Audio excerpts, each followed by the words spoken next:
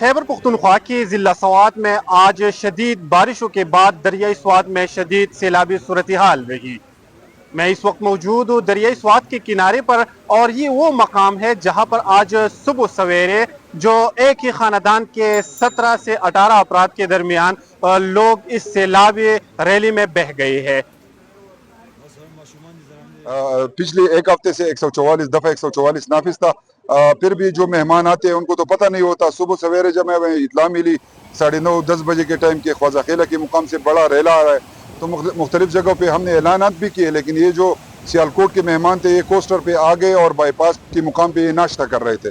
इनकी फैमिली की मेंबर का बताना है कि हमारी फैमिली के कुछ बच्चे और ख़वातीन दरिया के दरमियान में गए कुछ सेल्फी वगैरह लेने के लिए।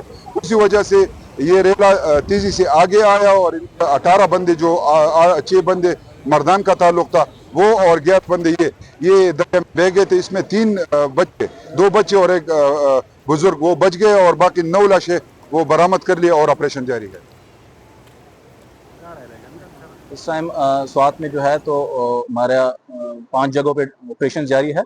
इसमें मटा, चारबाग, कांजू, बरीकोट और यहाँ बाबूजई में इसमें मुख्तलिफ टीमें लगी हुई हैं। इसमें 80 से ज़्यादा हमारा रेस्क्यूअर्स शामिल हैं। इस टाइम हमारे साथ जो मिसिंग पर्सनस हैं वो इस टाइम 6 हैं। अभी तो हमने 8 डेड बॉडीज़ रिकवर की हैं और 3 जो है तो उस टाइम मिरेकुलसली ज़िंदा बच चुके थे जो फैमिली का इंसिडेंट हुआ था।